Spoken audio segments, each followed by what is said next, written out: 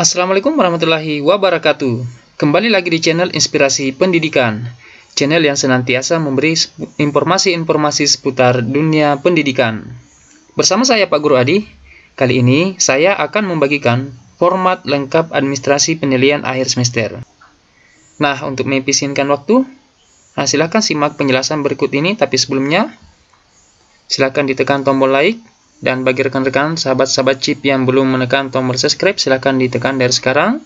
Dan jangan lupa aktifkan lonceng notifikasinya agar tidak ketinggalan informasi-informasi seputar dunia pendidikan dari channel Inspirasi Pendidikan.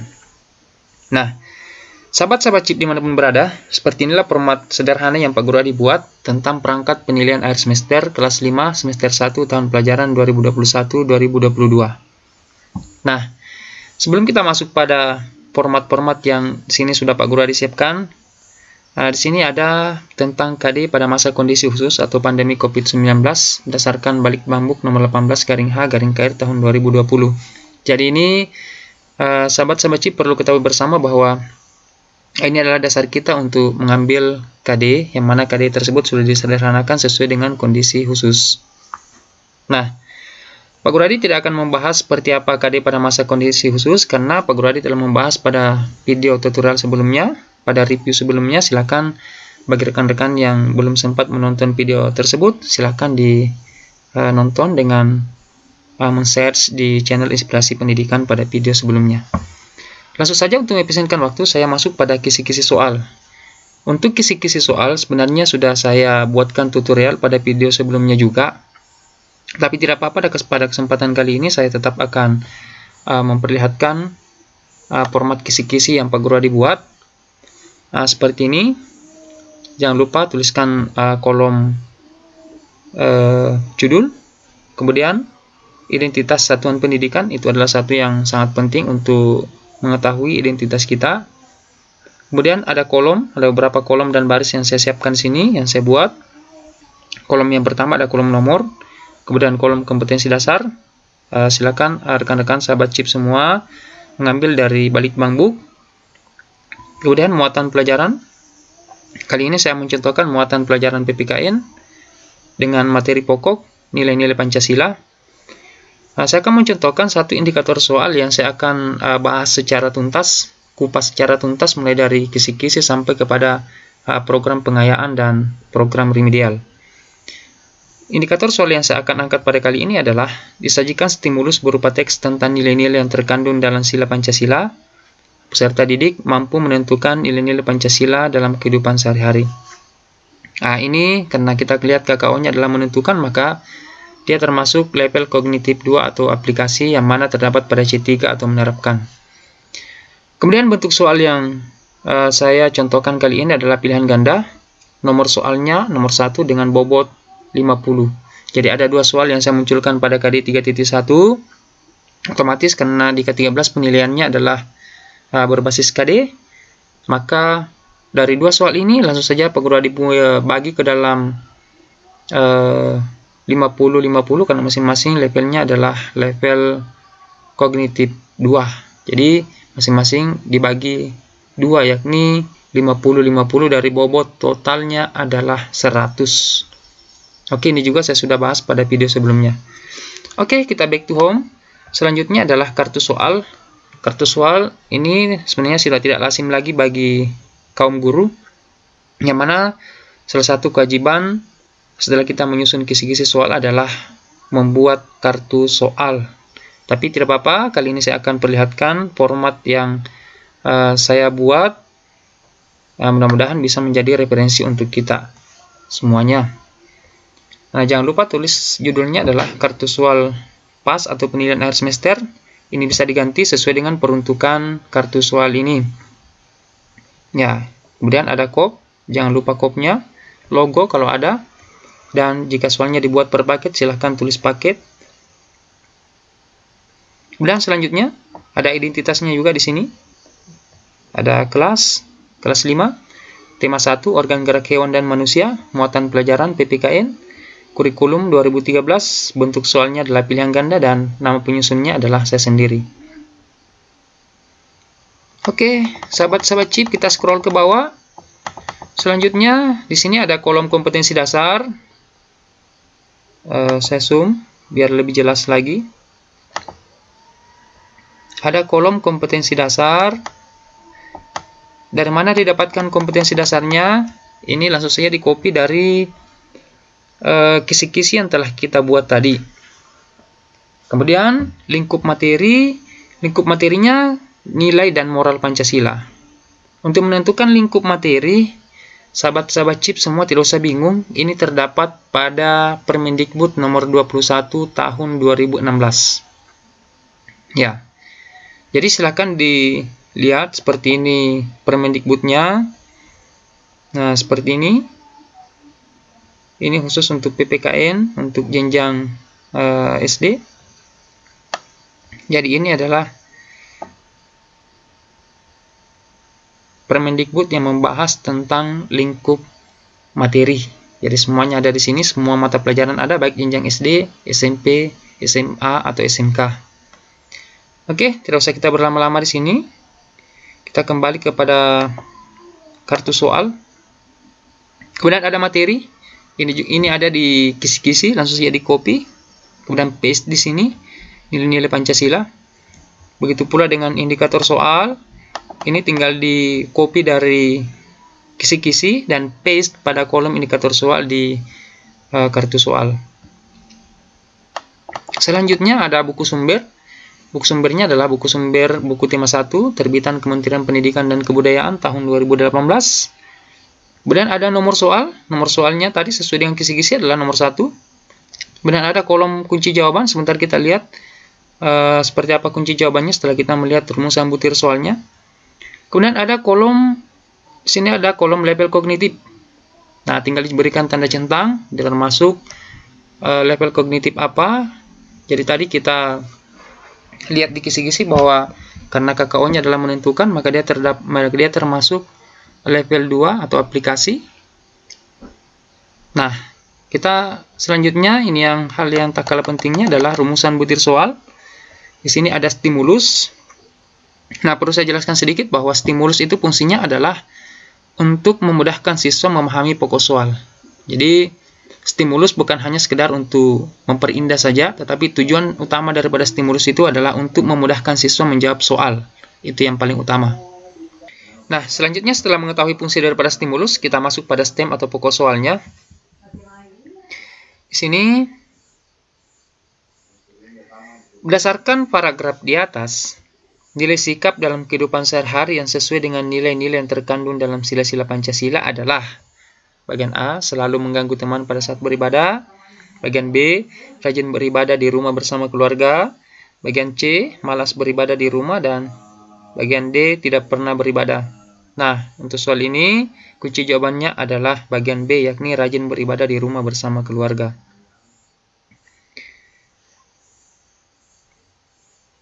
Oke. Selanjutnya, setelah kita mengetahui seperti apa format daripada kartu soal, selanjutnya kita kembali kepada aplikasi sederhana ini. Kita akan melihat instrumen soalnya. Jadi setelah jadi kartu soalnya, kita akan masuk pada instrumen soalnya atau lembar soalnya seperti ini. Jadi seperti ini lembar soal. Ya, kita silakan buatkan kopnya. Kemudian kalau ada logo silakan ditambahkan logonya. Kemudian hari, tanggal, kemudian kelas, tema, kemudian semester berapa, waktunya, kemudian tahun pelajaran 2021-2022. Kemudian yang tak kalah pentingnya adalah petunjuk soal. Ini tergantung daripada Bapak Ibu petunjuknya seperti apa yang akan diberikan, aturan-aturannya. Nah, kemudian ada pilihan ganda. Saya akan mencontohkan satu soal. Ya, jadi kita langsung copy saja dari kartu soal untuk dimasukkan ke dalam lembar soal yang telah kita siapkan seperti ini. Nah, selanjutnya setelah jadi lembar soalnya, kita kembali kepada master kita. Setelah peserta didik mengerjakan soalnya, yang harus dilakukan oleh Bapak dan Ibu guru semua adalah menganalisis. Nah, Pak Guru Adi sudah siapkan format analisisnya. Ya, kita fokusnya pada PPKN saja. Jadi jangan lupa tuliskan kopnya, analisis hasil penilaian, apakah penilaian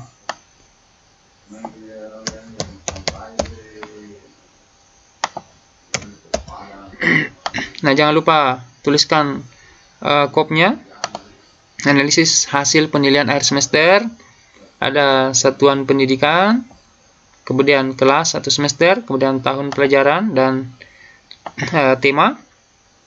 Kemudian ada kolom nomor, silakan tuliskan sejumlah peserta didik di kelas kita, kemudian ada nama peserta didik. Kali ini saya akan mencontohkan inisial saja. Sebelumnya saya zoom dulu, biar rekan-rekan sahabat CIP semua bisa jelas melihat. Kemudian saya contohkan inisial saja dari A sampai K. Kita fokusnya pada muatan pelajaran PPKN saja, karena dalam sebuah tematik itu ada beberapa muatan, mulai dari PPKN, Bahasa Indonesia, IPA, IPS, dan SBDP. Tapi kali ini kita fokusnya pada PPKN saja untuk KD 3.1 nomor 1. Nah, di sini sudah ada nilainya. Untuk peserta didik A, B, C, D, E itu mendapatkan nilai akhir KD 50, dan untuk peserta didik inisial F, G, H, I, J, dan K mendapatkan nilai 100. Nah, selanjutnya kita lihat KKM, karena di awal pembelajaran kita sudah menyusun KKM atau kriteria ketuntasan minimal. Seperti ini formatnya. Ada judulnya KKM, kemudian ada identitasnya, satuan pendidikan, muatan, dan kelas. Kemudian ada kolom nomor, kolom KD, kolom kompetensi dasar, kemudian karakteristik muatan pelajaran, karakteristik peserta didik atau intake, dan kondisi satuan pendidikan. Ini juga saya sudah buatkan tutorialnya dulu, cara mudah menyusun KKM. Silahkan dicari di channel Inspirasi Pendidikan jika belum menonton. Nah, kita fokusnya pada KD 3.1, mengidentifikasi nilai-nilai Pancasila dalam kehidupan sehari-hari. Kompleksitasnya 70, kemudian intake-nya 70, kondisi satuan pendidikannya 70, otomatis KKM pada KD 3.1 adalah 70. Nah, kita lihat, tadi ada peserta didik. Ada 5 peserta didik yang mendapatkan nilai 50, otomatis kelima peserta didik ini belum mencapai KKM. Sedangkan peserta didik F, G, H, I, J, dan K itu sudah mendapatkan nilai 100, otomatis peserta didik ini sudah dikategorikan tuntas. Nah, seperti inilah format daripada analisis hasil penilaian akhir semester ala Pak Guru Adi. Ini hanya referensi saja. Nah, ini juga saya sudah buatkan tutorialnya. Jika ada rekan-rekan yang belum menonton dan mau memperdalam tentang bagaimana tutorialnya, silahkan dibuka pada channel Inspirasi Pendidikan. Videonya ada di sana. Kita back to home. Selanjutnya setelah menganalisis ada rubrik dan pedoman penskoran. Nah, kita lihat. Seperti inilah format sederhana yang Pak Guru Adi bisa buat. Ada kopnya, Dinas Pendidikan Kabupaten Sinjai, nama sekolah. Kemudian ada identitas lagi di sini, kelas 5, kemudian temanya, tema 1, muatan pelajaran PPKN, kurikulum 2013, kemudian bentuk soalnya pilihan ganda, nama penyusunnya adalah Supriyadi SPDGR, saya sendiri. Kemudian indikator penilaiannya. Nah, seperti apakah indikator penilaian? Indikator penilaiannya adalah siswa menjawab dengan option B, karena kunci jawabannya tadi adalah B. Itu adalah indikator kita. Indikator penilaian kita. Nah, di sini di kolom yang kedua ini ada kolom nomor, skor, dan keterangan. Nah, ini yang mungkin perlu saya jelaskan lebih dalam, bahwa nomor 1 skornya adalah 0. Kapan peserta didik diberikan nilai 0? Yaitu karena ini soalnya adalah pilihan ganda, maka jika jawaban siswa salah atau tidak menjawab, otomatis peserta didik kita asumsikan bahwa dia adalah mendapatkan skor 0. Karena untuk pilihan ganda seperti itu aturannya. Kemudian untuk nomor 2 ada skornya 1. kapan peserta didik mendapatkan skor 1? Jika jawaban peserta didik sesuai dengan indikator. Artinya, peserta didik menjawab dengan option B. Nah, oke. Mudah-mudahan rekan-rekan sahabat CIP semua bisa mengerti dengan penjelasan singkat yang bisa saya berikan. Nah, selanjutnya kita back to home. Setelah kita menyusun rubrik dan pedoman penskoran, tadi setelah kita menganalisis, kita masuk pada program remedialnya. Nah, seperti inilah format remedial yang Pak Guru Adi buat. Jangan lupa tulis judulnya, format remedial, kemudian identitas satuan pendidikan, mulai dari sekolah, kemudian kelas, muatan pelajaran. Kali ini saya contohkan muatan pelajaran PPKN, kemudian hari dan tanggal kapan diadakannya remedial tersebut. Nah, di sini ada beberapa kolom yang saya siapkan. Yang pertama, kolom nomor, kemudian kolom nama siswa. Kali ini saya contohkan ada setelah diadakan analisis tadi, ini inisial A, B, C, D, dan E itu tidak tuntas. Kemudian di tema 1 itu adalah organ gerak hewan dan manusia.